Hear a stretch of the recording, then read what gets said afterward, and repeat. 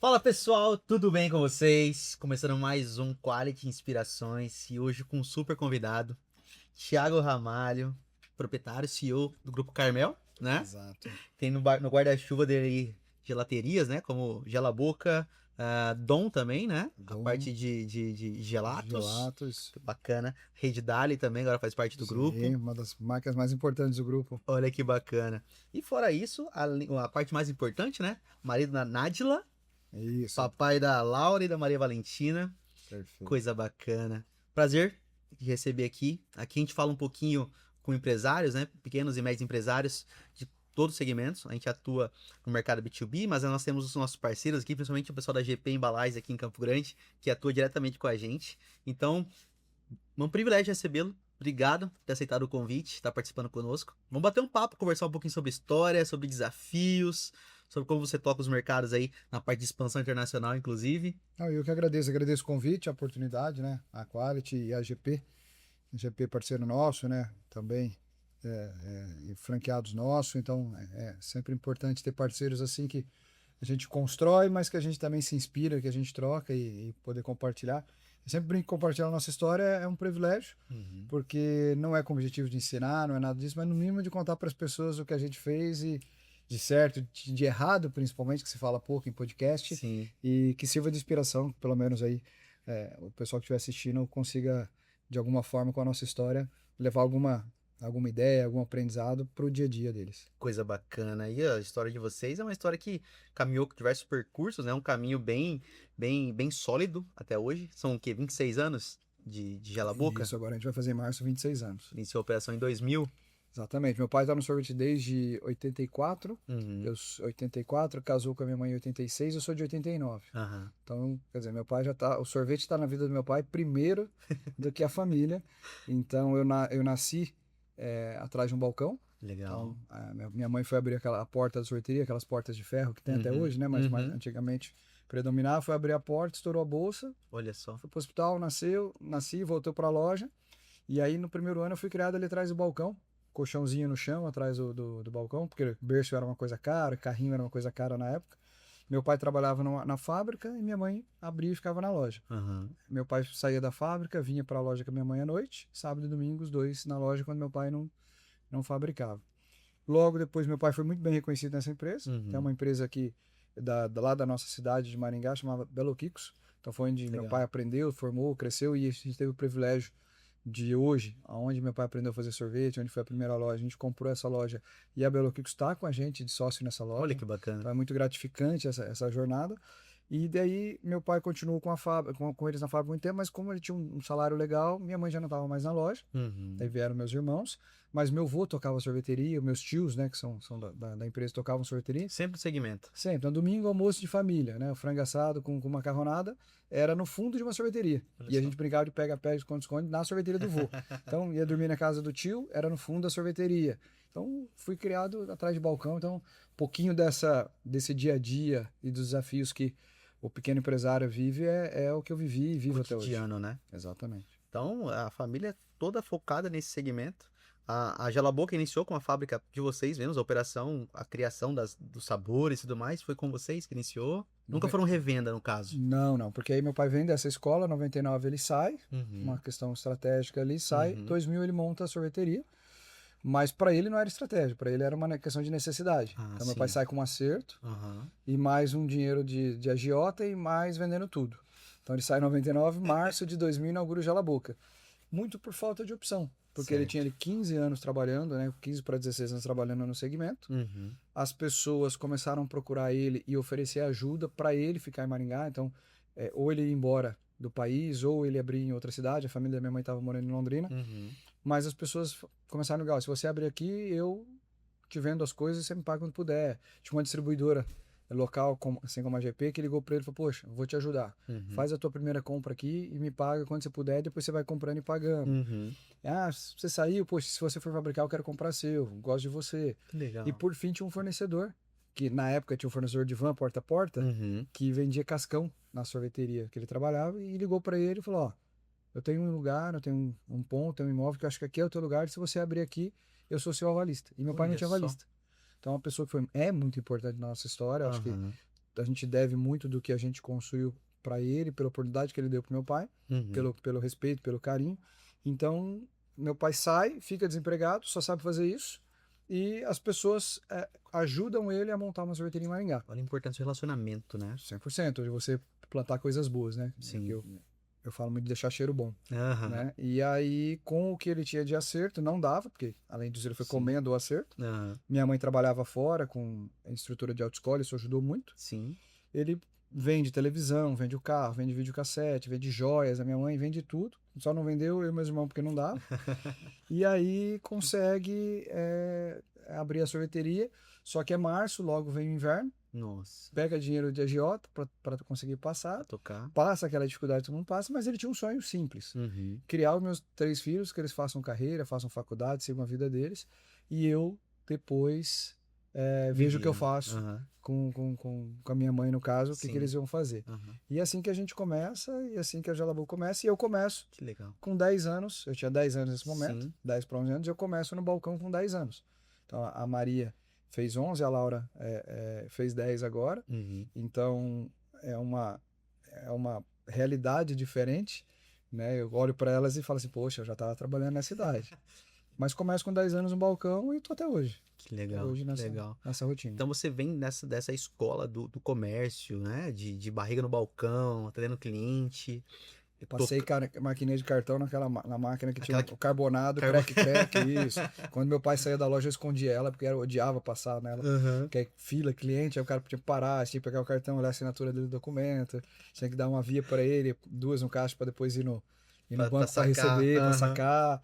Então, por mais que eu sou jovem, novo, eu vi toda essa transição dentro da loja, de trabalhar domingo a bacana. domingo, de você ter o freelance, do freelance não vir, do funcionário não vir, você abrir a loja, fechar a loja, de fazer o troco, fazer o fechamento de caixa, de ir no atacadão, não sair, fazer a Aham. compra, comprar do distribuidor quando você já tem um cadastrinho, Sim. e melhorando. Então, eu vivi isso, né, a vida toda. A gente sabe o que é não ter o feriado, o que Aham. é o casamento da família que você não pode ir pra você estar na loja. Eu nunca fui no aniversário de 15 anos. Olha só. Eu não sei o que é uma festa de 15 anos. Só fui numa festa de 15 anos depois de casado, mas dentro da minha juventude. Pra aproveitar tal, ali não deu. Não trabalhar deu. sábado, não tinha jeito. É. Então, no verão eu não podia sair porque eu tinha que trabalhar, e no inverno eu não podia sair porque eu não tinha dinheiro. Olha só. Então, passei a vida toda ali na sorveteria. Que bacana a história, cara. E eu falo assim, a gente tem vários segmentos, né? Sim. Vários empresários que são comerciantes, que ainda tá naquela transição para empresário. Hoje você tá no outro nível ali na parte empresarial, né? Que é Sim. de tocar operações um pouco maiores sobre isso. E como é que foi isso? Sair 10 anos de atrás de balcão, iniciar essa operação, né? Trazer para a parte de franchise que você opera muito bem, mas toda essa, de ter uma indústria, hoje sua indústria está com quantas pessoas de O colaboradores? grupo todo nosso tem, nas 3 fábricas, o grupo todo tem 550 pessoas e o grupo gera mais de 1.500 empregos. Olha só que bacana. Mas a gestão direta nossa, 550 funcionários. E essa transição, como é que aconteceu? Foi proposital? Foi acontecendo? Oportunidade de mercado? Ela foi intencional. Aham. Ela foi intencional. Então, assim, eu sempre tive o sonho de crescer, Legal. de ser grande. Então, eu não conseguia entender por que eu precisava ficar com uma, se eu podia ter 3, se eu podia ter 10. Então, eu cresci ouvindo meu pai dizer que ele precisava ter 10 sorveterias. E com 10 sorveterias ele teria uma qualidade de vida bacana, ele poderia ter, né, uma renda para ter patrimônio, construir o patrimônio dele. Porque tradicionalmente o comerciante que está assistindo a gente, ele tem muito o objetivo de comprar o imóvel que ele está, de construir o imóvel para ter o comércio dele embaixo, morar em cima, estudar o filho para o filho fazer carreira, porque ele não vê valor no comércio dele. Né? Fala, você não quer sofrer? Como é sofrer? Você vai estudar, você vai fazer carreira. Só que muitos desses comerciantes, eles têm uma renda e uma capacidade de geração de valor maior do que muitas carreiras e muitas formações acadêmicas. Total. Mas ele não vê como negócio, ele vê como uma fonte de sobrevivência, de necessidade. Então, ele coloca os filhos para fora do negócio. Quando eu cresci lá na história dos meus tios, lá da empresa que meu pai trabalhou, meu primeiro primo, sim, foi fazer faculdade, se formar em odonto, é um ótimo profissional hoje, mas ele foi condicionado a seguir uma outra carreira. E aí, quando eu estive com meu pai sempre me levou em todos os momentos que ele estava junto, eu via que não tinha essa segunda geração, que não tinha essa transição. Mas na minha cabeça nunca fazia sentido, porque como eu fazia o financeiro do meu pai com 15, 16 anos, eu via o dinheiro que aquilo gerava. Gera grana, né? Mas por que eu vou fazer faculdade, fazer uma carreira, seguir um caminho do zero, se eu posso multiplicar isso aqui? E meu pai falava, não, tem que ter 10 lojas, tem que ter 10 lojas, tem que faturar 1 milhão, tem que ter 10 lojas, faturar 1 milhão. 1 milhão você não quebra, 10 lojas você tem qualidade de vida. Uhum. Caramba, por que meu pai quer 10? Eu não faço ideia. Uhum. Mas se ele quer 10, sou eu, minha irmã, meu irmão Sim. e meu pai, então eu preciso ter 40. Então, a primeira meta era 40, mas não tinha um porquê. Até porque eu tinha 18 anos quando tinha mais plano de expansão. Mas para mim era muito claro, eu preciso crescer e eu preciso multiplicar o número do meu pai por 4, porque nós somos 4. Quando a gente começa a flertar com 30 e poucas lojas e vê que o 40 era muito possível, Uhum. no franchising 2011, 12, você não tinha ainda o digital tão forte, receitas Sim. previsíveis na escala e vender tanta franquia como foi vendida. Uhum. Então, um número muito comum de uma rede sólida, quando você ia nos eventos, na BF, era 100. As Uhum. redes de 100, elas tinham uma outra pompa. Então, eu Uhum. mirei 100, porque era um Era a número... sua realidade ali, Era onde uma você realidade que eu tinha enxergava. acesso, porque era muito de feira, de Uhum. telefonema, de um outro processo de prospecção. Então, eu almejei 100. E aí, nós fomos buscar 100. Então, sempre o objetivo de crescer, de gerar valor. Mas nunca pelo dinheiro, mas Uhum. sim pela construção e pelo legado que podia fazer. Uhum. Pô, acordar de manhã para ir para a empresa dá o mesmo trabalho de fazer uma de fazer 100. Sim. Ah, mas uma complexidade de operação, 550 funcionários. Para mim, no final do dia, é a mesma coisa. Uhum. Eu só entendo que eu jogo com números O diferentes. volume é um pouco diferente, mas Volume, a mas operação a em si responsabilidade e o esforço é o mesmo. é a mesma, né? São vidas da mesma maneira. Mas eu impacto muito mais vidas Total. crescendo, eu gero muito mais valor crescendo e Aham. posso construir um legado de fato maior se eu procuro fazer coisas maiores. E a ideia do franchise, em vez de acompanhar a referência, mercado, feira, assim, ou foi algo do tipo que aconteceu e você virou a chave? Não, nenhum dos dois. Ah. Nem aconteceu e nem foi mercado. Foi Ah. contra fluxo. O mercado de sorvete ele tinha um preconceito contra o sistema de revenda de sorvete em sorveterias. Certo. Então, década de 90, você tendo sua sorveteria, talvez Uhum. tendo algumas outras na cidade, tinha muito do carrinho de sorvete. Então, era assim que se crescia. Anos 2000 entra o freezer no ponto de venda, freezer na padaria, Certo. no mercado, que bom e Nestlé como Uhum. referência nacional. E o sorveteiro começou a gostar desse mundo, porque aí ele começa a mudar a cabeça dele de comerciante para industrial. Certo. Porque eu produzo, ponho no meu ponto de venda, mas sábado, domingo a minha fábrica está fechada, eu tenho escala e a sorveteria tem todos os desafios, assim como qualquer outro comércio que trabalha Sim. principalmente sábado e domingo. Então, o sorveteiro naquele momento ele não queria esse viés de loja. E tinha uma máxima que eu cresci ouvindo que revender sorvete não dá dinheiro. Uhum. Porque historicamente você não via quem revendia sorvete ganhando dinheiro. Ele ficava 3 temporadas, né? Ele ficava 2 invernos. O primeiro inverno ele pegava dinheiro do banco para passar e no segundo inverno ele botava a loja para vender ou quebrava, Uhum. porque ele não conseguia mais manter a operação funcionando. Mas eu olhava meu pai naquele plano de buscar 10 lojas, em 2007, se eu não me engano, 2008, franchise em 2010, meu pai tinha 7 sorveterias. Certo. Então ele já estava chegando perto do sonho dele. Aham. E eu ali já com 18 anos, fazia todo o financeiro dele. O financeiro que eu falo era assim, era um caderno, uma mesa, uma calculadora de fita e uma pasta de A a Z dos boletos. Que entrou, Só que que era no meu saiu, quarto. acabou. Só que era no meu quarto. Então era a minha cama, a gaveta embaixo, que era a cama do meu irmão, que a gente revezava, o guarda-roupa e a mesa. Acabou. Então ali que eu contava o dinheiro, que a gente Aham. fazia todo o movimento do banco para o meu pai. E eu, com todas as lojas, eu via quanto cada loja gerava de lucro. Então, cara, não faz sentido. Porque eu eu fazia um fechamento da loja comprando sorvete da fábrica. Sim. E dava dinheiro. Uhum. Então por que o revendedor não dava dinheiro? Uhum. E rápido eu entendi isso. Olhando para aquilo eu entendi. E aí a gente foi pro viés de abrir franquia. Então nós vamos fazer... Eu queria fazer algo diferente que o mercado tá fazendo. Legal. Você pegou teu know-how, falou assim, ó, é possível se eu ensinar como a Se eu gente replicar. faz. E o que me motivou? Fazer diferente dos outros. Então, existia esse viés de que isso não funcionava. Sim. Todo mundo estava comprando freezer no mercado. Mas quando meu pai falou assim, vou comprar 100 freezers, vou pro mercado, comecei a crescer com freezer. Uhum. Que eram os tiros que o pessoal lá comprava 100, 300, 1000. Nós tínhamos na região, Gebon já tinha 1000, Gelone já tinha 2000. Uhum. Caramba, eu sou pequeno, vou entrar nesse mercado para brigar com esse pessoal. Canibalismo. Pelo ponto de venda, que Uhum. hoje tem isso, né? Eu pago para tirar, eu pago para pôr, não tem Sim. fidelidade. Sendo que eu tenho algo que eu faço muito bem, que Uhum. ninguém está olhando e que gera valor. Eu falei, não, vamos para a loja. E aí também, claro que nós temos uma fé muito clara que Deus sempre teve presente na nossa vida em todos os momentos. Eu tô na sorveteria num domingo, chegam 2 pessoas procurando meu pai. Eles eram conhecidos do meu pai, do bairro que meu pai morava. O cunhado trazendo um outro, que conhecia meu pai, trazendo o cunhado dele, que tinha acabado de vir de Foz do Iguaçu. Uhum. Ele tinha morado no Japão, tinha investido em Foz do Iguaçu numa franquia da cachaçaria, Certo. tinha separado a sociedade, tinha acabado de chegar em Maringá, tinha dinheiro e queria abrir alguma coisa. Uhum. E ele queria abrir um pet shop numa van. E ele falou, olha, tem um amigo nosso, tá ganhando dinheiro com sorveteria, já teve umas lojas aqui em Maringá e aqui no bairro não tem. Vamos lá, talvez você muda de ideia. E eles chegaram, era eu que estava no balcão, domingo à noite, meu pai estava viajando, eu já ficava na loja sozinho, já tocava a loja sozinho, tinha 20 anos, 21 anos. Ele chegou, falou, cadê teu pai? Eu falei, meu pai não tá. Eu trouxe meu cunhado, quer abrir alguma coisa, acabou de vir do Japão, quer abrir um restaurante, tinha restaurante, quer abrir um pet shop, mas eu queria que ele abrisse uma sorveteria de vocês. Eu falei, aonde? Ele falou assim, lá na Tuiuti. Uhum. Eu falei, cara, a Tuiuti vai dar muito certo, porque quando meu pai em 2000 vai procurar ponto na cidade, essa é uma avenida que ele queria, só que ele não tinha avalista. Uhum. Ele falou, lá meu pai queria abrir lá, acho que vai dar certo. Então, mas vocês não abrem? Eu tô falando disso com meu pai agora, eu acho que tem que abrir. Uhum. Só que meu pai fala que não dá dinheiro. Mas se você fizer do meu jeito, o jeito que eu vou te falar, dá dinheiro porque as nossas sedes dão dinheiro. Sim. Você gasta tanto, fatura tanto, vai sobrar tanto. Ele falou, mas isso aí que é franquia. Eu falei, então, eu sou franquia. Pronto. Mas eu não sou o que queria você ser precisar. franquia. Exatamente. Eu fui contra. Eu falei, eu sou meio contra a franquia. Aham. Não sei se o royalties que tira o lucratividade do franqueado. Uhum. Eu não sei se a franquia, cobrando taxa de franquia, mantém o negócio saudável. Mas faz o que eu vou te falar. Eu falei, mas é isso a franquia. Uhum. Eu falei, então tá bom, então vamos fazer o negócio.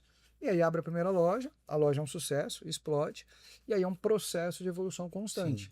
de aprendizado e de entrega. A Gela Boca, até 2023, ela não tinha um contrato com o franqueado, ela não tinha nenhum processo com o franqueado, Uhum. e ela era um processo de evolução constante com consultorias pontuais, mas não houve nenhuma consultoria que formatou o modelo de negócio, que construiu os manuais.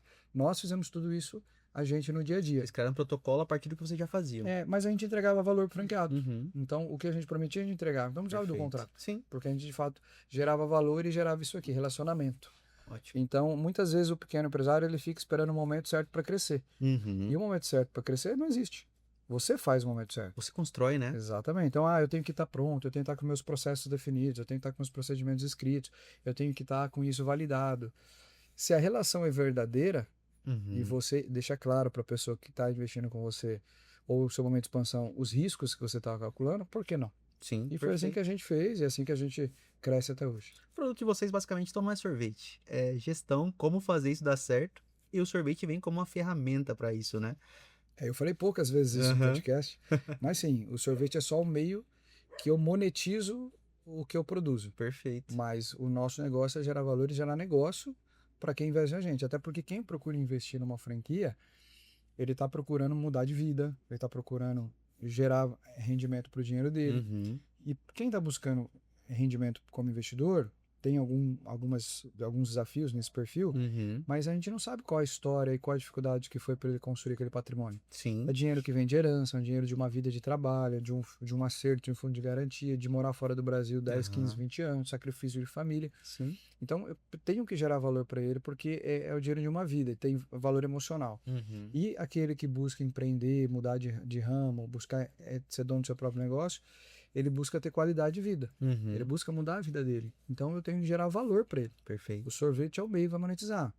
Agora, o sorvete e a marca geram para ele reconhecimento, gera para ele aproximação, gera com ele uma relação afetiva que se constrói de valor. Uhum. E aí, claro, isso é o combo perfeito. Perfeito. E eu acho muito interessante como vocês fazem, porque desde a parte industrial até a parte de varejo, tá meio que um guarda-chuva de vocês. Meio não, faz sentido do negócio de vocês totalmente, né? E como você percebe essa diferenciação entre a parte industrial e a parte de varejo? Porque aqui nós temos alguns que acompanham conosco que também toca a parte industrial, só que o cara pensa muito em capex o tempo todo, o cara pensa em operações, o cara pensa em estoque e acaba esquecendo que a veia principal da ponta, né, a comunicação com o cliente, do distribuidor, a comunicação do que o produto entrega, né? A gente fala que o industrial é muito produteiro, né? Ele fala assim, cara, eu preciso fazer isso aqui porque gera mais lucratividade, gera mais a operação fica um pouco mais simples, mas vocês conseguem ainda perceber o cliente final usando aquilo, né? Consumindo. Como é para você fazer essa ligação industrial-varejo? Como você tem acompanhado isso? Para mim é um privilégio porque são perfis distintos, né? Meu pai é o cara totalmente de indústria e eu totalmente do varejo. Então, tanto quando eu vou para a loja, eu fico na loja e meu pai fica no fundo produzindo. Então, meu pai ele fabrica sorvete para atender os clientes quando o cliente chega, até o momento que precisa. Uhum. Assim que não precisa mais dele na operação, ele vai fazer a entrega, ele vai ficar na indústria, ele vai repor o sorvete na loja, mas ele evita o máximo o atendimento com o cliente. Aham. E eu venho para 10 anos com o balcão na linha de frente, lidando com o consumidor o tempo todo. Então, eu gosto do varejo Uhum. e aprendi a indústria. Legal. E meu pai é o cara da indústria que aprendeu o varejo. Aham. Então, essa é uma combinação e um privilégio que poucas empresas têm. Sim. Então, para mim, como é? Para mim, é natural e fácil. Uhum. Sim, eu tenho que ir de manhã para a empresa, pôr o chapéu de industrial e falar de CAPEX, tenho que falar de OPEX, eu tenho que falar de lucratividade, eu preciso falar de SKU, de Sim. setup de máquina, porque eu preciso gerar eficiência. Só que aí eu tenho que tirar o chapéu para o franqueado e falar assim, tá, mas se eu não tiver esse produto de complemento de mix, eu não vendo. Se eu não tiver esse produto, eu não faço um cross-selling. Se eu não tiver esse produto, eu faço um upsell. E aí eu tenho que sentar lá com o time de franqueado e falar, beleza, qual que é o PA, o PMPV, o ticket médio, vamos falar dos indicadores lá do varejo, como que eu melhoro a minha performance na loja, como eu aumento o meu ticket médio, mas a indústria não me entrega o produto para aumentar o meu ticket médio. A indústria só pode sair com o caminhão quando a carga fecha, Sim. porque senão a conta não fecha no frete, mas o franqueado Precisa do produto. vendeu um sabor mais que o outro, ele está sem. E se ele não tiver, vai ter ruptura, gera uma experiência ruim, mas ele não consegue comprar o pedido mínimo que a indústria precisa. É desse jeito. É um desafio, resumo. Né? A vantagem é que eu tive o privilégio de aprender e viver os dois mundos, porque a indústria era no fundo da loja. Então, para nós, eu não sou uma indústria que vim para o varejo e não sou uma loja de varejo que montei uma indústria. É uma coisa só. O que eu acho que o empresário precisa ter, se a gente já está falando, né, de trocar com os empresários que estão nos assistindo, é um pouquinho de humildade de tentar entender os dois lados. O que eu vejo é muito assim, eu tenho afinidade com a indústria, eu tenho aptidão com a indústria, eu gosto da indústria, eu sou assim, acabou. Eu não quero saber do varejo, eu não aceito falar do varejo. Ou, não, eu sou comercial, eu sou varejo, a indústria que se vira. Eu vou tirar pedido, depois eles entregam. Eu vou forçar, eu vou criar, depois eles fazem. O empresário, ele tem que ter a humildade de, pelo menos, entender sobre a gestão do negócio dele, se ele é indústria e se ele é varejo, mesmo tendo afinidade e aptidão para uma coisa ou outra. E por pessoas capacitadas, com mais conhecimento do que ele, para fazer aonde ele não tem. Então, eu não sou o cara da indústria. Então, eu fico 3 meses sem entrar dentro da minha indústria. Mas eu tenho indicador semanal, indicador mensal e acompanho toda a performance da minha indústria e sei o que eu tenho que olhar, porque eu conheço a indústria. Sim. Então, eu sei quais indicadores eu preciso olhar, o que eu preciso acompanhar, qual o direcionamento.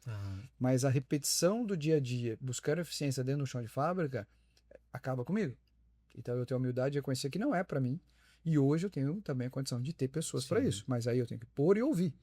Porque não adianta falar que não, tem que entregar isso e acabou. Até porque a gente que construiu um negócio tem muito a síndrome de que a gente sabe tudo. É porque a gente que fez, a gente que construiu. Então tem que ter a humildade de falar, não, mas deixa eu ouvir aqui.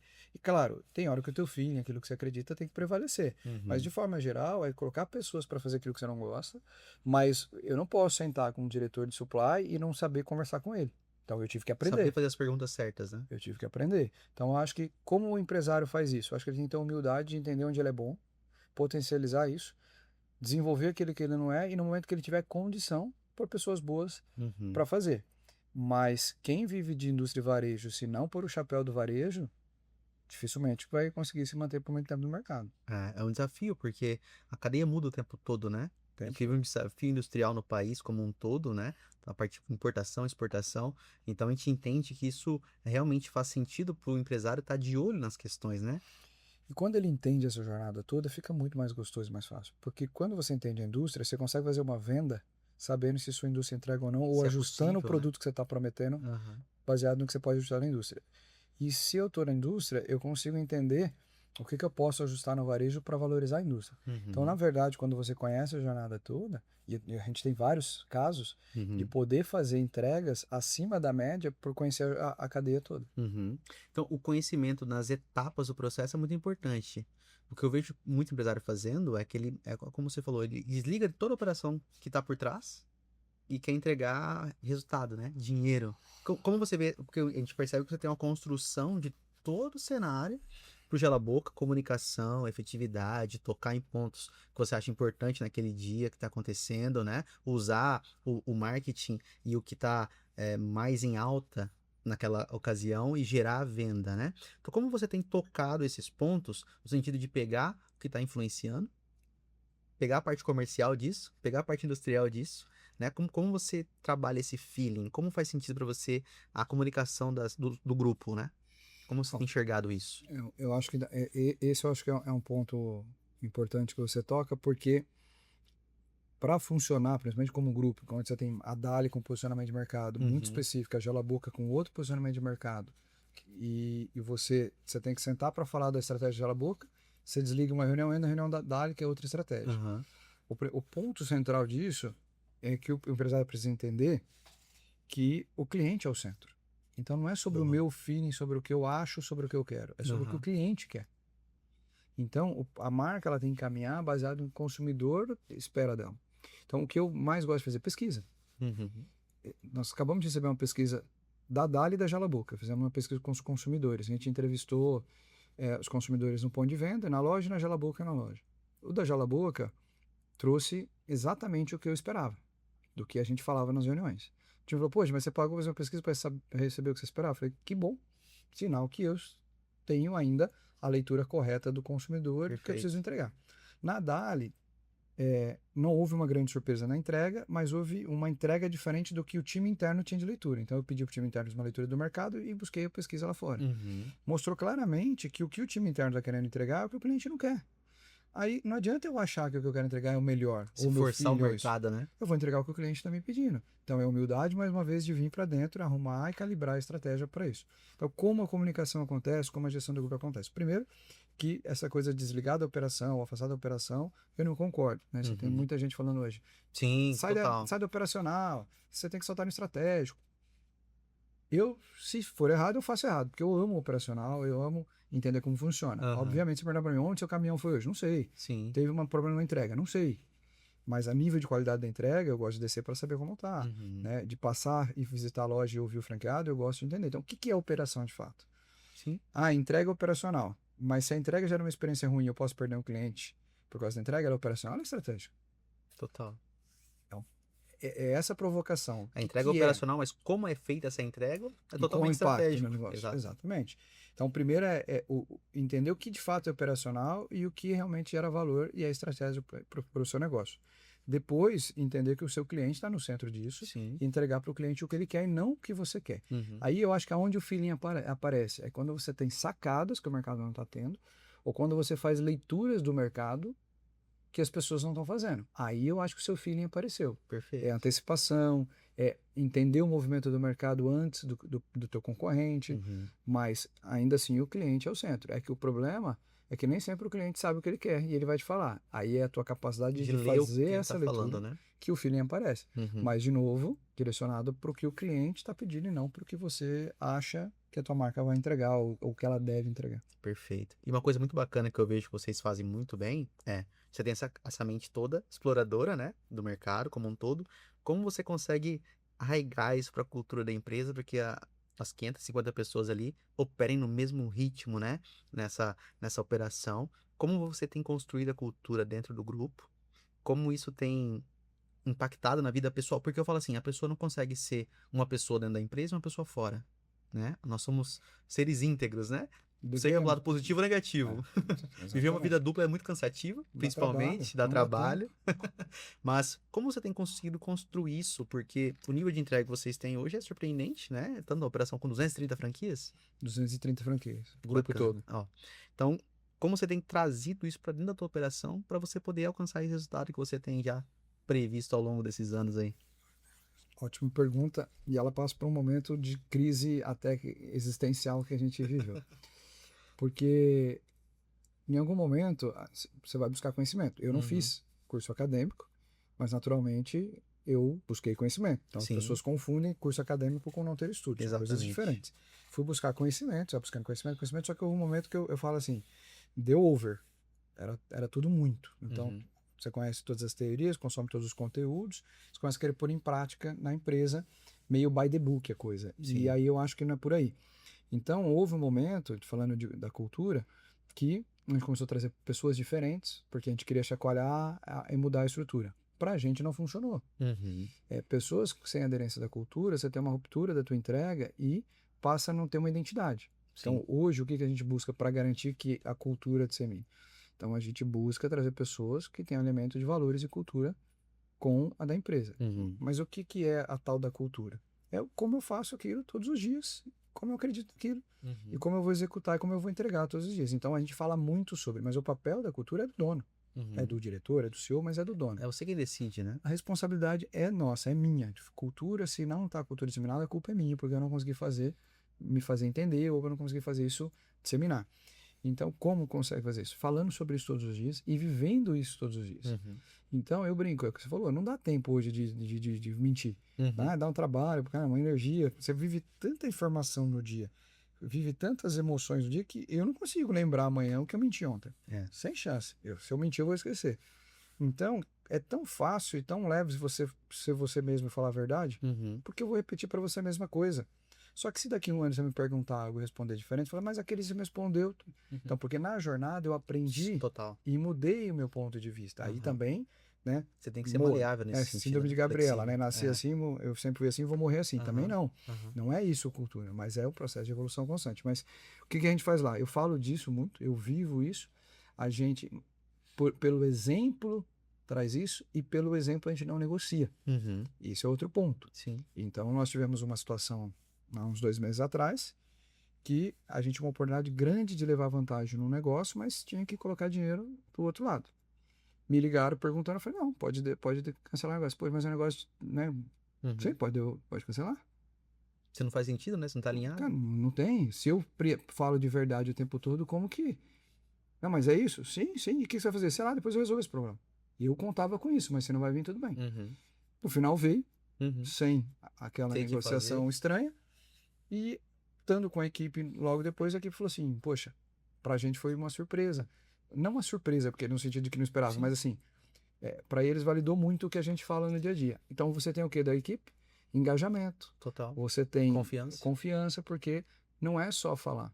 Um exemplo claro, talvez para exemplificar o que a gente fala de cultura, é lindo, maravilhoso. 99% da empresa que você entra, tá lá, valores, Uhum. verdade, transparência. E o que eu vou falar, sem querer ofender quem está assistindo, Uhum. aí o dono da empresa, ele viaja e vai pra zona. Cara, desculpa, Faz sentido. não faz sentido nenhum. Tá alinhado. Você pode ir pra onde você quiser, mas Uhum. se você tá combinado com a tua esposa, jogou, ela sabe, tá tudo bem. Ou você não é casado, tá tudo bem agora. Uhum. Se você vai escondido e precisa esconder, é mentira. Cara, o princípio básico, aí você vai e leva com o cliente. Qual que é a chance desse negócio funcionar? Qual é a chance que quando um precisar não vai levar vantagem em cima do outro? Sim. Se a pessoa que passa os momentos mais difíceis com você, a pessoa que você diz que você ama, que você beija na boca, você não é fiel, imagina pra mim que a gente tá fazendo negócio. Então essas coisas na minha cabeça, Sim. aí eu sou um pouco até meio chato nesse sentido. E você atrai o que você é, né?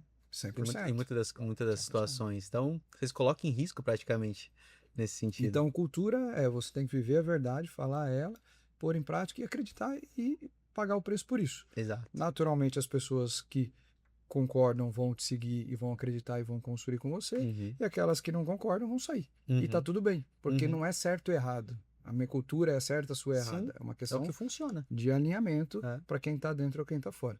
E aí você disseminando e trazendo pessoas com valores parecidos e com a cultura alinhada com a sua, isso vai desdobrando para toda a tua companhia, e isso vira uma prática e vira a realidade do negócio no dia a dia. Perfeito. Eu acho que nós somos seres magnéticos, né? A gente atrai muito o que a gente emana, né? Então é muito desafiador isso tudo, porque às vezes você quer um resultado que você não pratica, e aí a situação fica mais difícil, né? Então você não quer entrar em problemas, mas você é um ser humano problemático. É um desafio. E ainda assim, não estou dizendo que você não vai construir fazendo isso, que alguém que faz isso que eu acabei de dar o Sim. exemplo não vai ter sucesso. Não é sobre o sucesso. Sim. Não estou falando sobre cultura. Sim, exatamente. Sobre o que eu acredito que eu faço Exatamente. e o que eu vivo. E a gente vive hoje no mundo dos cursos, né? Todo mundo sabe tudo, todo mundo tem alguma opinião sobre o teu negócio. Tem muito empreendedor de palco, né? Você está fazendo certo ou errado. E você falou sobre educação, né? Sobre promover essa educação. Como você tem enxergado, até para as pessoas que trabalham junto com a gente, né? Uhum. Essa situação de empreendedores de palco, como você disse. Todo mundo querendo o resultado, sem saber o mínimo do processo, sem saber quando o caminhão entrega, quando bate um caminhão. Como funciona isso? Como você enxerga isso? Eu procuro não julgar, Sim. tá? Não tem, aqui eu acho que não tem julgamento de valor. Uhum. Se o produto é gerar conteúdo, entregar ele vende milhões, ele tá milionário, ele tá rico, dentro do propósito daquilo que ele se propôs a fazer, ele tem Vendeu o que o cliente sucesso. quis. Pronto. E ele propôs a vender curso em escala, então ele tem sucesso. Então não é um julgamento de valor. Sim. Acho que esse é o grande Sim, ponto. concordo. Então, esse empreendedor de palco que a gente brinca, ele traz uma proposta de negócio que ele tem muito sucesso. Então, tem que bater palma porque ele constrói aquilo que ele consegue gerar valor naquilo que ele se propôs a construir. O conteúdo que ele entrega depende de quem está consumindo. A questão é que hoje as pessoas querem solução rápida, conhecimento rápido e às vezes é conhecimento raso. Eu assisto um vídeo de 1 hora e eu já acho que eu tenho propriedade para falar sobre aquilo. Ter opinião sobre aquilo, às vezes. Exatamente. Mas aí não está sobre quem entrega, está sobre quem consome. Então, agora, para mim, não faz sentido. Quando eu vou para consumir um conteúdo de teoria que quem está trocando comigo não tem a prática daquilo que ele está colocando. Por quê? Porque quando eu estou consumindo um conhecimento, um conteúdo que eu não tenho conhecimento, eu não vou ter pergunta. Sim. Eu não testei.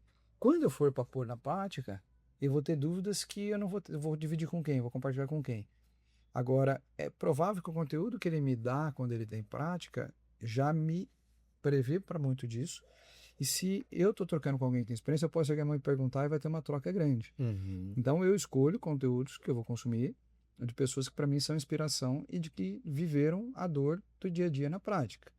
E não gosto de conteúdo dado como 100% verdade. Sim. Essa é outra coisa que para mim que Exato. eu acho que todo conteúdo tem um viés que vai dizer o contrário, ou pelo menos alguém fez diferente e deu certo. E se alguém fez diferente e deu certo, 0,01% daquilo que está sendo dito tem um outro viés. Eu acho que é muito do seu momento, do que você precisa, do que você consome. Agora, eu acho que é muito de quem e aonde. Agora, se eu consumo um conteúdo de alguém que me gera valor e muda a minha empresa, muda o meu negócio, eu continuo consumindo onde está. Tá tudo bem. Tá te gerando valor? Sim. Agora, o que você não pode comprar é mentira. Eu acredito, mas na prática não funciona e continuo ali. Aí eu crio uma desculpa, né? Talvez seja isso, não sei. Eu acho que a gente vai construindo em cima dessas opiniões, e como você falou até do playbook, né? A gente quer colocar tudo à risca, que seguir o que o curso diz, e a gente acaba forçando uma situação dentro da nossa operação, para nós não faz sentido, né? E uma das coisas sobre ser verdadeiro, o principal ponto, acho que os empresários hoje têm que identificar é quem eu sou, né? O que eu quero.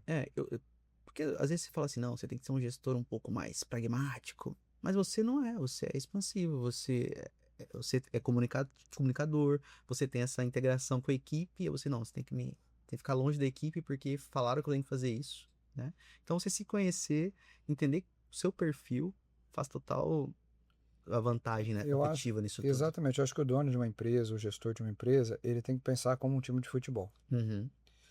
O time, não o treinador. É isso que eu acho que talvez é a minha forma de enxergar. Se eu escalar um time com 11 Ronaldinhos, bem claro que eu vou perder o jogo. Mas se eu escalar o melhor em cada função com o Ronaldinho lá na frente, ele é o cara que vai fazer gol, que vai levar ao sucesso, vai levar a fama, mas tem o time todo. Sim. Tem um gestor que ele tem um perfil mais retraído, que ele tem uma gestão muito mais qualificada de dados, é um cara mais analista. Ele vai ser o nosso goleiro, nosso zagueiro, vai defender muito o negócio, mas ele precisa contratar o Ronaldinho. Sim. E tem um gestor que ele é expansivo, que ele quer aparecer, que sempre ele faz o gol. Sim. Mas ele precisa ter uma boa defesa, o background que vai segurar ele. Exatamente. Quando a gente põe o perfil do gestor numa caixinha, para mim não faz sentido. Né? Por que eu não posso ser um volante, o capitão que comanda o time e organizo tudo, se eu tenho o Ronaldinho? Para mim, eu penso assim. Então, quando eu parei de tentar me moldar como gestor para aquilo que o feedback estruturado vinha, para que o coach vinha, para aquilo que eu achava que tinha que ser o gestor, passou a ser muito mais leve a minha gestão, passou a ser muito mais efetiva a minha gestão. Então, a gente faz muito feedback, né? Existe na estrutural feedback 360. Então, eu te dou o feedback, você me dá o feedback da minha gestão. E aí eu ouvi o feedback do time e poxa, então eu preciso me moldar. E eu tentava me moldar. Eu gastava uma energia danada. Eu tentava me adaptar a um modelo que para mim não era funcional e eu gerava muito menos resultado para o negócio. Sim. Não é você fechar e dizer, eu sou assim, eu não vou mudar. Não é isso. Mas é o que é negociável e o que é inegociável. Obviamente, o cara grosso, dá tapa na mesa, que grita, que é mal educado, isso é independente. Isso é questão de respeito e valor. Isso não é sobre isso. Mas, por exemplo, o meu time sempre falava que eu não celebro. Eu não sou de celebrar muito, de comemorar e tal. E o time trazia isso. E aí comecei a tentar fazer essas celebrações. E para mim é um parto fazer isso. Tentar Não é o meu forçar uma perfil. situação, né? E hoje o que eu faço? Quando o time vem, eu já combino o jogo. Ó, não sou de celebrar. Uhum. Então, tá aqui, parabéns, ok, segue o jogo. Esse é o meu perfil. Tudo bem a gente trabalhar junto assim? Poxa, tudo bem. Porque para mim a relação de trabalho entre empresa, colaborador, líder, liderado é como um casamento. O casamento, a gente não ama as qualidades da pessoa que a gente escolhe viver. Isso é muito fácil. Uhum. A pessoa é legal, ela é gente boa, ela é bonita, ela cuida bem dos filhos. Não sei qual a qualidade que é importante para cada um, mas amar qualidade é fácil. O problema é amar defeito. A gente escolhe conviver com os defeitos da pessoa que a gente casou. Sim. Que talvez os defeitos que para mim, a minha esposa tem, são ok, para outra pessoa seriam inaceitáveis. Uhum. E eu, com certeza, não devo ser uma pessoa muito fácil de viver. E ela aceitou e ela convive comigo São os com aquilo acordos, ali. né? São os acordos. Exatamente. Mas e no trabalho não é a mesma coisa? Exatamente. Porque ninguém vai ficar sem trabalhar e nenhuma empresa vai ficar sem funcionário. Uhum. Então, por que é tão difícil a gente tentar fazer isso funcionar junto? Uhum. Então, eu, particularmente, gosto muito do esforço dentro de um combinado. Empresa sem resultado não para de pé. Uhum. Com os resultados combinados, de tentar adaptar. O RH, né, fica muito maluco quando eu falo isso. Tentar adaptar e ajeitar a carga para as pessoas que eu tenho. Porque o RH, ele quer que é esse o modelo, é esse o padrão, é o feedback, é o ajuste. Eu, particularmente, eu acho que é um esforço muito grande para o colaborador se adaptar àquele modelo que eu quero. Será que não pode combinar um jogo e dar uma adaptadinha aqui? Uhum. Se os defeitos dele, para mim, tudo bem, que talvez na outra empresa não está tudo bem, e eu consigo potencializar o que ele me entrega de melhor, eu vou aproveitar o que ele me entrega de melhor, adapto o modelo para ter um controle melhor porque ele não tem controle, eu faço um ajuste porque ele tem alguma outra dificuldade, não sei. Nem sempre a gente consegue pôr isso em prática. É linda a minha falha é linda, mas nem sempre lá na empresa é possível, né? é possível. Então, dentro desse formato, quando a gente vai construindo isso no dia a dia com a nossa equipe e com as pessoas que estão perto da gente, convivendo com a gente, você como líder também entende que você pode se enquadrar nisso. Imagina eu tenho 36 anos. A empresa, há 10 anos atrás, tinha um patamar interessante, uma visibilidade grande. Eu, com 25 anos, lidava uma empresa que todo ano que ela cresceu, eu estava sentado numa cadeira de uma empresa com faturamento XPTO ou X mais 30%, que eu nunca tinha liderado. Uhum. Eu não fui executivo do mercado que veio cair aqui numa cadeira, contratado para entregar. Eu não fui executivo de mercado que abria a minha empresa. Uhum. Então, todo dia eu vivo um novo. E às vezes eu vou errar. Uhum. Então, às vezes eu vou errar, só que ao invés de você ficar reclamando, vem aqui e fala, viu, você errou aqui, tá? Esperava a vez de você, ou vamos corrigir. Porque eu também estou vivendo o novo todos os dias. Né? Eu não fui preparado e condicionado, como talvez minhas filhas vão ser, para se assumir a empresa. Às vezes você nem né? sabia que ia chegar nesse patamar, né? Não eu tinha queria. Nem expectativa. Você falar para mim que eu não tinha ideia, eu trabalhei todos os dias para estar onde eu tô. Uhum. Mas como era estar aqui, quais os desafios que eu vou encontrar amanhã Sim. ou depois, nem sempre você está preparado. Uhum. Então é mais também a coisa do gestor, do dono, tirar a capinha de super-herói, de achar que ele tem que passar a imagem para a equipe dele, que ele sabe tudo, que ele é bom, que ele construiu, e ser um pouco mais verdadeiro e combinar. Então lá nós temos combinados, isso eu entrego, isso eu não entrego. Se faz sentido como gestor assim, você ter um gestor como eu, ok. Só que e onde eu compenso, onde eu tenho entregas diferentes, assim a gente vai fazendo. Então, eu acho que é muito mais de quem está assistindo a gente, do líder, de entender o que ele é bom, potencializar isso e adaptar em volta dele naquilo que ele não tem tanta aptidão para que as pessoas vão entregar e tá tudo bem. Tá tudo certo, né? A comunicação, principalmente sobre isso, ela precisa ser muito clara, né? Porque a gente vê muito gestor que não aceita ser repreendido, né? Se eu errar, como não? E aí ele perde a oportunidade de crescer. Então é muito importante. Até minha filha manda em mim, imagina. Então eu tô acostumado também. Eu tô com uma filha de 10 meses agora, pensa. Vai se acostumando. Chorou, eu tô lá, o tempo todo que ela quiser. Bacana. A gente falando sobre expansão, que é maravilhoso no papel, mas é muito desafiador. Como tem sido para você? Me conta os desafios que você tem encarado. Mas se eu pudesse contribuir, né, já que a gente está pensando no empresário que está assistindo a gente, se eu pudesse contribuir, na expansão foi onde eu mais errei. Acho que foi um dos lugares que eu mais errei. Porque eu quis expandir muitas vezes muito rápido e quis diversificar muito também. Porque você não pode ter todos os ovos num cesto só, é importante diversificar e tudo mais. Hoje eu tenho uma opinião diferente sobre isso. Que negócio que eu vou investir que vai me gerar um resultado maior do que o meu negócio? Não tem. Difícil. Porque você que está dentro do seu negócio, você sabe como escalar o seu negócio e gerar, pôr aquele dinheiro dentro do seu negócio para gerar mais valor para você. Então, todas as vezes que eu perdi o foco para tentar gerar valor em outros negócios, eu perdi muito dinheiro. Então, hoje, legal, a nossa empresa está grande, mas ela podia estar muito maior. Porque eu perdi dinheiro, tempo e esforço. Toda vez que eu voltei para dentro do negócio e coloquei foco e meu esforço ali, o negócio cresceu muito mais rápido. Então, sobre expansão, o que eu posso falar é, se você tem um modelo validado, tem muito claro o que você está fazendo, mantém o foco. Se o seu negócio gera dinheiro, Sim. obviamente, cara, o foco naquilo ali, da sua energia, do tempo que você põe nele, sempre vai gerar muito mais valor do que você buscar aprender em outro negócio. O próprio Flávio Augusto fala, né? Você só precisa acertar uma vez. Sim.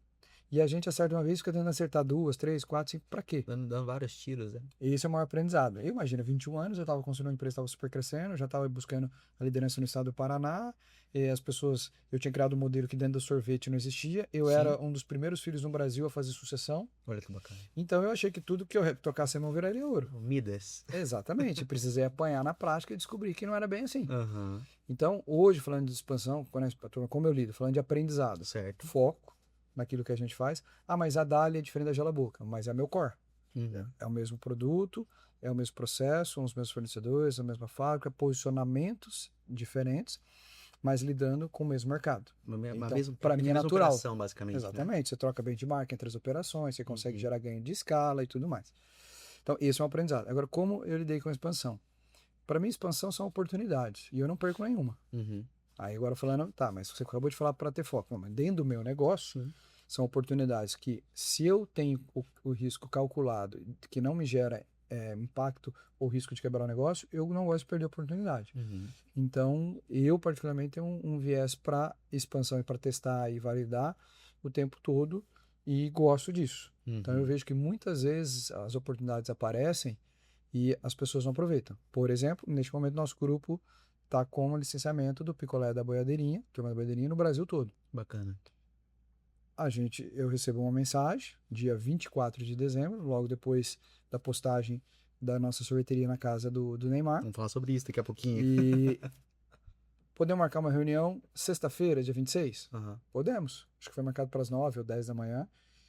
Então, eu tive que ir a Mangaratiba de carro, volto, chego dia 24 em casa, umas 3 da tarde. Tinha prometido ir para a praia com as crianças, meus pais já estavam lá no apartamento esperando a gente. Durmo, acordo, tem o aniversário do meu cunhado, vou direto pra praia, porque eu tinha prometido pra ela, tem que estar lá dia 25.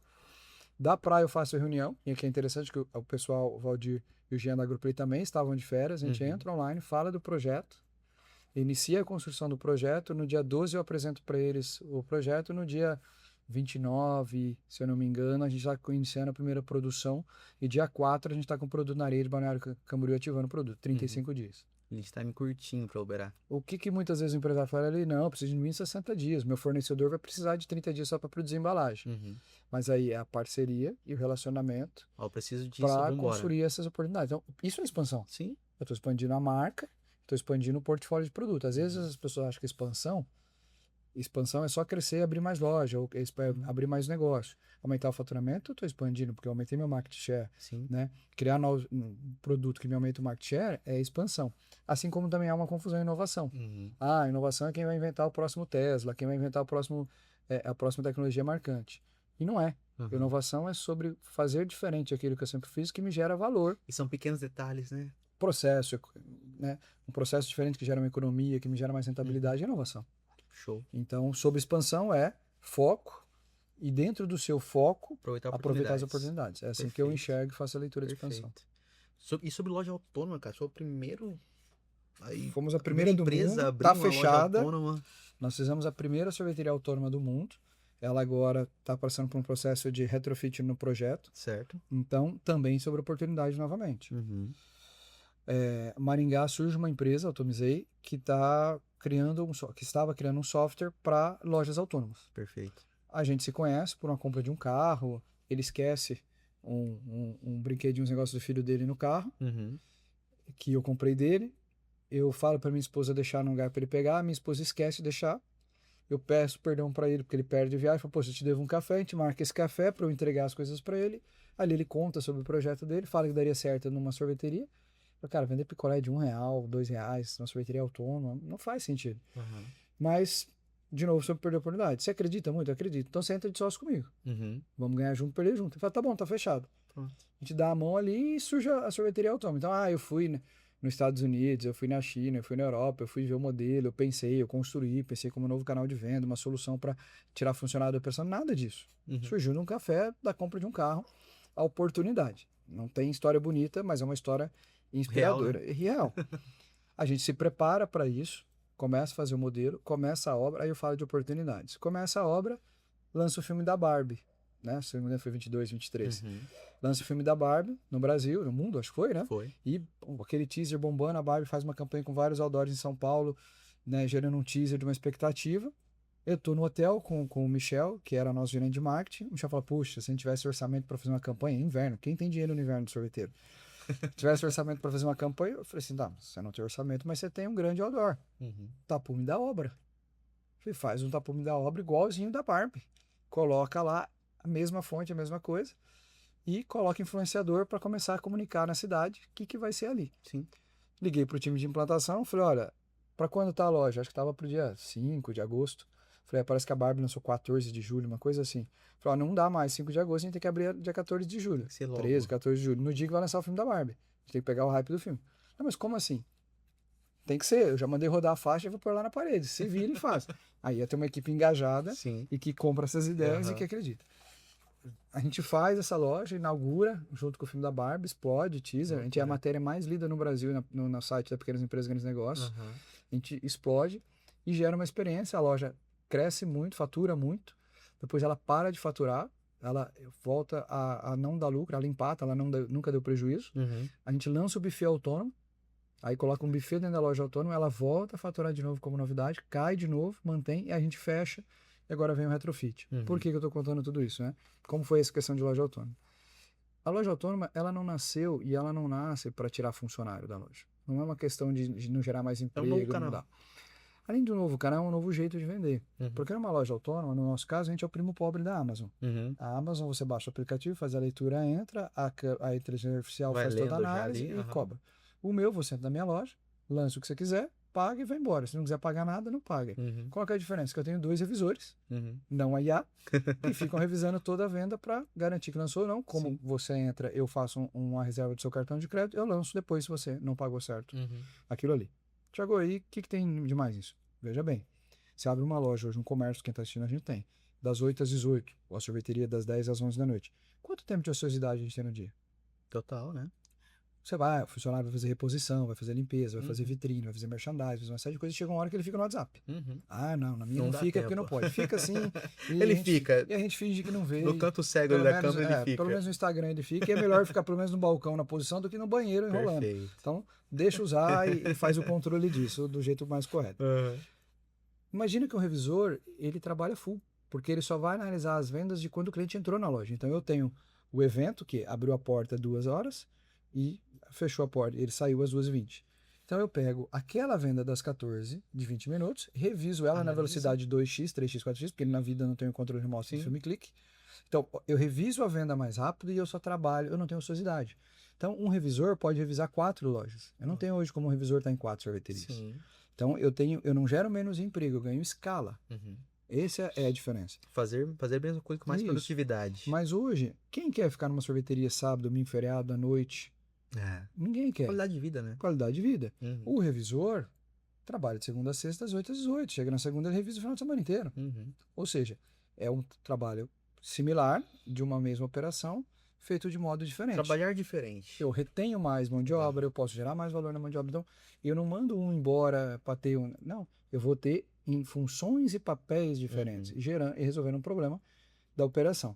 Além disso, esse é o conceito, porque uma loja autônoma não é para você mandar todo mundo embora. Bacana.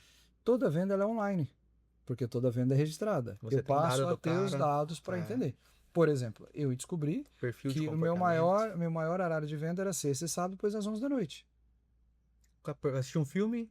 Não tem... porque toda a sorveteria está fechada. É óbvio. Faz sentido. Mas eu não tinha noção do quanto era essa venda. Eu passei a abrir uma loja minha até as 3 da manhã de sábado. Na verdade, eu fiz um período dela de sexta, ela abria sexta, só fechava domingo, 24 horas. E a gente foi entendendo que tem uma venda muito grande no mercado até as 3 da manhã. O cara tá na rua, tá na balada, não tem para onde ir, vai pra sorveteria, não quer mais a balada, a boate, ele quer um lugar só para estar com os amigos. A gente colocava jogos para as pessoas de graça, tinha jogos lá para pegar e jogar, até 3 eventos sorveterias lotadas. Olha só. A gente veio da loja autônoma. Uhum. Então, qual é o processo? Houve entendimento. Quem que eu imaginei? A gente colocou na loja autônoma, quando a gente abriu, uma atendente por turno para auxiliar, para que qualquer ideia. O pessoal chegou, eu não quero baixar o aplicativo, não quero. Traz para dentro, vende para não perder venda. A gente vem do comércio raiz. O cara já tá na não porta, existe perder esquece. venda. Puxa Exatamente. o cara. E tem duas histórias legais para contar, que também foi aprendizado sobre tecnologia, que abriu a minha mente para pôr tecnologia na rede inteira. Sim. Chega um senhor, seus 70 e poucos anos, eu mesmo fui abordar ele, né, para explicar como que era, e fui querer ajudar ele a fazer. Eu falei assim, eu posso tentar fazer sozinho? Falei, poxa, por que eu tô querendo fazer para ele? Uhum. Ele fez sozinho, entrou, comprou, agradeceu e foi embora. A experiência dele, né? A experiência dele. A gente olhou que sábado de manhã tinha um público de 60 a mais muito forte. Olha só. Comprando sorvete para esperar os netos no final de semana. Sim, E eles eram os usuários da tecnologia. Uhum. Aí eu tô numa segunda-feira dando uma entrevista, chega uma mulher, ela entra, já lê o QR Code, entra, então ela já tinha o aplicativo. Uhum. Só que ela entra rápido e sai. O que a gente que é criado no balcão, do varejão, é acostumado a fazer, né?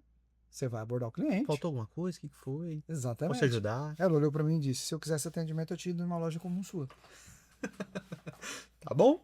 Ou seja, tem uma parte da população que não quer a relação, é a interação. Sim. Até porque, no nível que nós estamos entregando de serviço da interação, é melhor não ter interação nenhuma. Para ter uma interação ruim, é melhor eu fazer a jornada sozinho. Exato. É isso que ela me disse. Uhum. Então, o que a gente fez? Com esses entendimentos e vários outros insights que a gente teve, as nossas lojas vão se tornar lojas híbridas. Quase um laboratório, então, essa loja autônoma. Ela foi um grande laboratório. E por que ela não está lá funcionando mais e a gente fechou? Porque o custo de ocupação era muito alto, porque era um ponto estratégico na cidade. Sim. E o esforço que eu estava para continuar tracionando ela, porque ela estava me dando de informação, para nesse momento já não fazia mais sentido. Uhum. Já tinha passado o hype. Uhum. Mas o que ela virou? Ela virou um modelo fixo do nosso negócio. As nossas lojas vão passar a ser híbridas. Todas as nossas lojas vão ter o sistema autônomo. O cara pode chegar, pegar, pagar e ir embora. Exatamente. E a loja, depois que ela fechou, ela continua aberta. Todas as lojas vão estar abertas 24 horas. Exatamente. Sem necessidade de pessoas. A energia do freezer está lá, porque eu não posso desligar o freezer, o aluguel está lá. Então, a gente entendeu que o híbrido é o que mais faz sentido. Dinheiro novo na operação. Exatamente. Então, durante o dia ele vai no totem, paga, é autônomo. Ele paga e vai embora. E depois que a loja fecha às 10, 11 da noite, a loja continua aberta. Ele entra e agora a gente está fazendo um sistema para o mês que vem, que é quando a gente lança de novo, com reconhecimento facial. Então você baixa o aplicativo da Gela Boca, aplicativo único agora, porque eu tinha 2, da Autônoma e da marca. Sim. Aplicativo único com reconhecimento facial. A loja faz o reconhecimento, já te libera a entrada pela tua conta, você faz a sua compra e vai embora. Então, eu preciso pegar sorvete 8 da manhã para ir para o rancho, para o sítio. Esperar uma atendente abrir, né? A loja está disponível. Legal. É melhor eu abrir a loja meio-dia e não vender o que eu vendo das 10 ao meio-dia hoje, porque a conta não fecha. Então eu vou diminuir às vezes um horário de uma operação ou outra, eu vou adequar melhor o horário, com um quadro mais adequado, uma remuneração melhor, porque nem sempre redução de quadro quer dizer que você vai economizar, você vai remunerar melhor e reter mais talento. Perfeito. Mas eu vou ter aquele cliente que eu não posso vender para ele porque a operação está fechada, disponível a jornada toda. Pronto. Então é uma transformação que não perder a oportunidade que apareceu, não é expansão? Total. E te gera uma oportunidade única, que se você não tivesse vivido essa experiência, você não teria essa... Agora, qual a inovação? Eu não comprei nenhuma IA, eu não comprei nada demais, é a câmera que todo mundo tem, de uma loja que é gravada e eu reviso depois. A tecnologia está no aplicativo. Exato. Que faz a reserva no seu cartão de crédito. Só isso. Não tem segredo nenhum que a gente está fazendo. Mas acho que a leitura do cliente é muito importante, né? É como você disse, o que o cliente quer. Exatamente. A gente, comerciante, precisa vender o que o cliente quer e tá tudo certo. E uma coisa muito importante aconteceu contigo também, que a gente fez bastante barulho, né? Eu sei que é do marketing aí, foi colocar uma sorveteria dentro da casa do menino Ney. Como é que foi essa experiência? Como é que surgiu? O que mudou para você?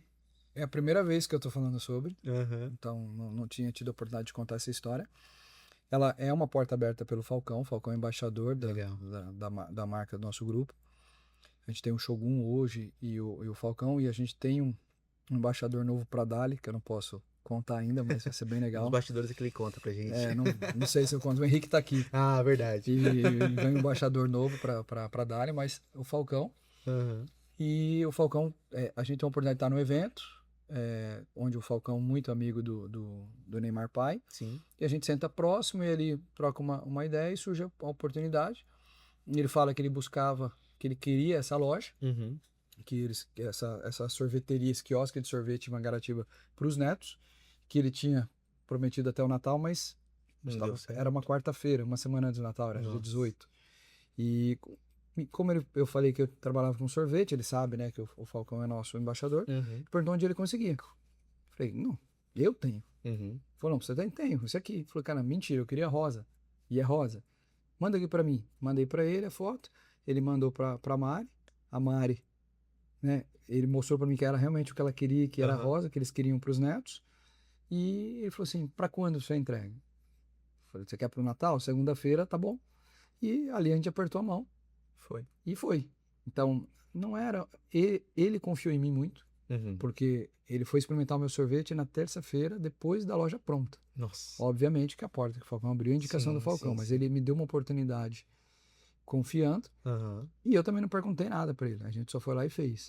Então, não era se eu ia ganhar alguma coisa em troca, se eu não ia ganhar alguma coisa em troca, porque eu sabia que é uma porta que eles abrem naturalmente, que estava ali pra mim, que poucos teriam. E eu brinco que ninguém no mundo, nos 7 bilhões de habitantes, teria uma sorveteria rosa pronta para entregar para ele naquela data. E eu não acharia ninguém no mundo que queria uma sorveteria rosa pronta para o Natal, ainda mais Naquele momento. para a família que era. E aí eu falo de abraçar a oportunidade. Então, foi uma experiência incrível, são pessoas incríveis, né? Então, assim, a forma como a gente foi tratado, eu, meu time, como a gente foi recebido, como a gente foi acolhido dentro da casa deles, porque a gente estava dentro da casa deles, não era um negócio. Sim, sim. Então, para mim, tinha Era um um peso shopping, muito né? maior. Exatamente. Então, a gente fez aquela loja ali, uma loja fixa, que vai ficar para eles, para a família, para quando eles têm os eventos, recebem os amigos, tá no nosso sorvete. Então, imagina as pessoas que frequentam e as pessoas que estão tomando o nosso sorvete hoje. Então, isso para a gente é muito importante. E quando você recebe alguém na sua casa, você quer dar o seu melhor. Sim. Então, entender que para ele a gente faz parte de uma experiência de entregar o melhor é muito gratificante pela oportunidade. E a gente também sabe o que a gente entregou. Então, foi muito trabalho, foi muita dedicação fazer essa entrega. E foi uma entrega muito verdadeira da nossa parte. Assim, eu não queria saber se eu ia ter uma foto ou não ia ter uma foto, se eu ia poder publicar ou não, se eu teria material ou não. Ali eu sabia que eu tinha uma oportunidade que alguém me deu, que quantas milhares de sorveterias, indústrias no mundo fariam aquilo, pagariam para fazer, queriam fazer e pediriam para fazer, e eu estava tendo aquela oportunidade. Então eu sabia o privilégio que eu estava tendo, entreguei o meu melhor de uma forma muito sincera, sem se preocupar com o que ia acontecer. Daquilo ali hoje, a gente tá na Vila Belmiro, no camarote da NR Sports, no lounge, no Espaço Kids. Então a gente fez um Espaço Kids agora para os filhos dos jogadores. Então existe um programa muito legal lá no Santos, que é o acolhimento da família dos jogadores, porque eles vêm, né, de fora, sem família, sem às vezes suporte. Então eles buscam dar o melhor conforto. E agora o Espaço Kids acaba sendo um apoio para as esposas, para as famílias durante os jogos. Eu não sei se não é um dos maiores, um dos melhores do Brasil. Agora, e o nosso é de frente pro jogo, então dá pra criança brincar e assistir o pai jogando. Tivemos a oportunidade de fazer isso, hoje ativação, então durante todos os jogos, nas áreas de camarote é o nosso produto que tá lá, então a oportunidade de levar a marca para Santos, para a expansão para São Paulo, que é a nossa estratégia, faz parte da nossa estratégia. Naturalmente, Mangaratiba me força a abrir e expandir o Rio, que eu já queria também, então algumas oportunidades surgiram. A gente tem algumas outras parcerias desenhadas para ser anunciadas em breve, que também são oportunidades que foram nos geradas. Então, eu acho assim, a oportunidade foi nos dada, a gente fez o nosso melhor para entregar sem se preocupar com o que a gente receberia em troca, né? Eu acho que a gente deu o nosso melhor. Ser íntegro, né? Exatamente. E foi uma oportunidade que a gente sabe, o privilégio que a gente tem, mas fomos muito bem recebidos. E, obviamente, que projetou a marca. Então, naturalmente, né, a projeção dessa publicação e dessa loja nos trouxe novos negócios, novas oportunidades, novas aberturas. Não porque...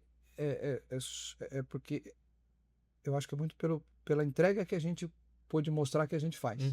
Isso te credencia muito. Resultado, né? Porque no final do dia eu sou um caipira do interior querendo expandir para o Brasil inteiro. E qual a minha credencial para chegar nas capitais e dizer que eu entrego de fato o que eu prometo? Trabalho, né? É o trabalho, e essa acaba sendo uma grande validação para mim. Acho que é mais uma validação do que qualquer outra coisa. Pela sua história, a gente percebe que existem muitos encontros, né? Muitos encontros. Eu vi que você acompanha um pouquinho. Na minha vida é feita de encontros. 100%. Você é cristão. Sim. E como você... Eu sempre tenho uma máxima aqui. Deus te promove encontros. E se você estiver preparado, você abraça aquilo, né? Então é uma junção, não é uma única situação.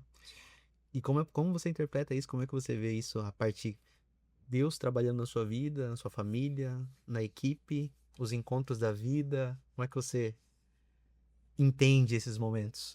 Gratidão, porque eu tenho 100% de certeza que são oportunidades que Deus constrói, são encontros que deu. Então, se eu tenho. A maioria das minhas histórias são inusitadas, Uhum, e você percebe em todas elas que Deus criou a condição. Eu procuro sempre estar capacitado e preparado para isso e entrego o meu melhor. Se for suficiente, ótimo. Se não for suficiente, eu entendo, reconheço e vou trabalhar para melhorar. uhum.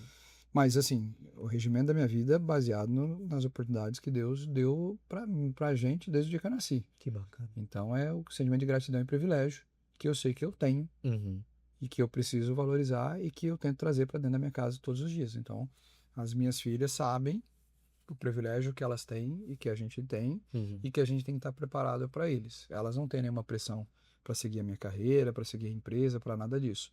O que eu ensino para elas todos os dias é a gratidão pelo que Deus proporcionou para mim e para elas, Uhum. né, para nossa família e para a mãe delas, e que elas têm que estar preparadas para essas oportunidades, dando o melhor delas, seja onde for, seja convivendo com as pessoas, seja como amigo, seja no trabalho, seja na escola.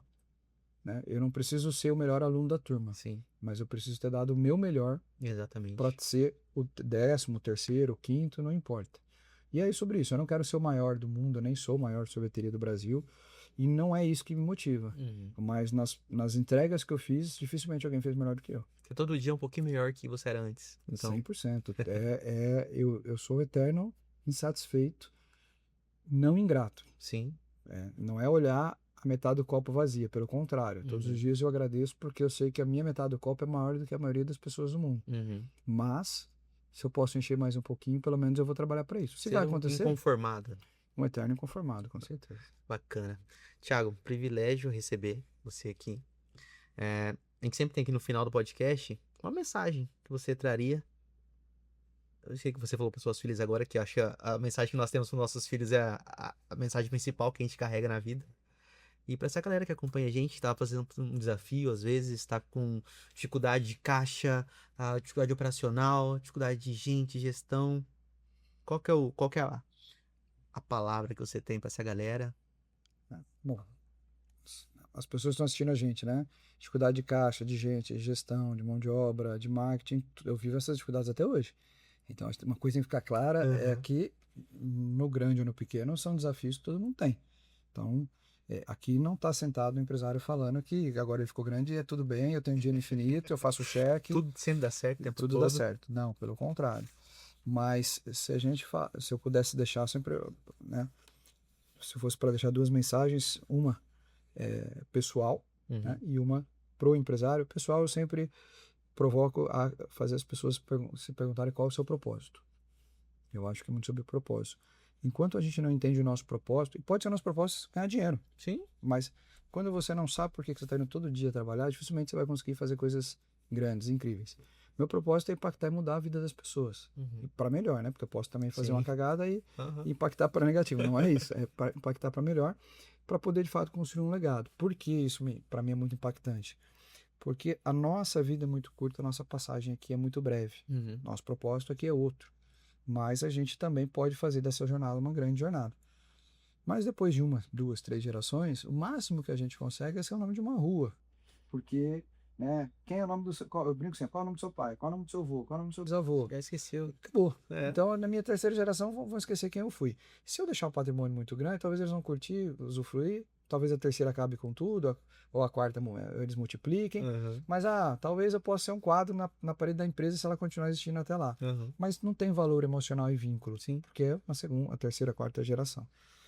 Mas se nessa jornada a gente gerou o valor, impactou a vida e mudou a vida de alguém, e daquele dia em diante, né, um franqueado que de uma loja mudou de padrão de vida, daquela loja ele pôde formar o filho com uma formação pôde gerar uma profissão que pôde mudar, a gente mudou o mundo. Sim. Daquela pessoa, o E mundo não é inteiro sobre dela. reconhecimento, É. mas é sobre o seu propósito. Exato. Então, a minha pergunta, sempre que eu faço, que eu deixo a provocação, é sobre qual o seu propósito. Eu acho que isso que o empresário, o Thiago está falando aqui, pessoa física, CPF, para o Uhum. CPF está assistindo. Agora, se a gente fosse falar de negócio, né, é sempre sobre foco. Sobre foco. Eu sempre falo assim, mantenha o foco no seu negócio, procure entender o que não está funcionando, o que você precisa ajustar para fazer direito e seja verdadeiro nessa jornada. Eu não vi ninguém que trabalha duro, que trabalha dedicado no seu negócio, que fala a verdade não prosperar. E nessa jornada, como que eu cheguei até aqui? Sempre perguntando e pedindo ajuda para as pessoas mais próximas de mim. Eu nunca tive vergonha de ligar, de perguntar e de me aproximar, às vezes, de pessoas que eu nem conhecia, e ligar e falar, viu, você tem um tempinho para mim? Eu sou fulano, eu estou com dificuldade, você não me ajuda? E todas as vezes as portas foram abertas para mim e com certeza o conhecimento que eu tenho em empresa, que eu tenho hoje, vem da soma de várias pessoas que me ajudaram na jornada. Então, às vezes, o empresário está ali assistindo hoje, buscando na internet esse conteúdo Sim. e outros conteúdos, e às vezes a ajuda está na porta do lado, no teu vizinho do lado que você não cumprimenta, no vizinho do lado que você acha que é seu concorrente, Sim. e às vezes você vai trocar e vai vir uma ideia que você vai melhorar. Então, não sofra sozinho. Procure apoio, saia só da ideia do conteúdo da internet. Esse conteúdo é super relevante e importante, mas trocando com alguém, ou, então beleza, né? Quantas vezes o teu vendedor passa lá para vender, para tirar o pedido, por que ele não pede o teu telefone? Se ele tá com uma dificuldade, eu queria falar, deixa eu ligar lá, eu que tô com uma dificuldade aqui, por que não trocar? Né? Tenho certeza que vai ter prazer de ajudar, e eu vou ter prazer de ajudar. Então, tenha foco no seu negócio, trabalha duro, fala a verdade, procure ajuda nas pessoas que te inspiram, que acho que dificilmente essa receita vai dar errado. Que ótimo. Thiago Ramalho, obrigado por compartilhar um pouco da sua história, sua trajetória, de como você enxerga mercado, como você enxerga gestão. Privilégio estar contigo aqui. E que Deus abençoe muito você, essa nova fase que você está vivendo, nesses dias de Argentina, de Paraguai. A gente nem falou, não deu tempo, gente. Argentina, é muita coisa para Paraguai, falar. Espanha, Olha só. Graças a Deus. Se conectar com uma galera boa também aí fora na Inglaterra. Vamos aproveitar. Vamos pra cima. Pessoal, muito obrigado, Thiago. Pessoal, agradeço. muito obrigado. Muito obrigado a você até aqui, nessas horas de conteúdo. Teríamos mais coisas para falar. Quem sabe numa próxima oportunidade. Tem bastante história para contar. Fique com a gente aí. Quality Inspirações. É sempre um privilégio estar compartilhando com vocês inspirações no nosso dia a dia. Um abraço, até mais.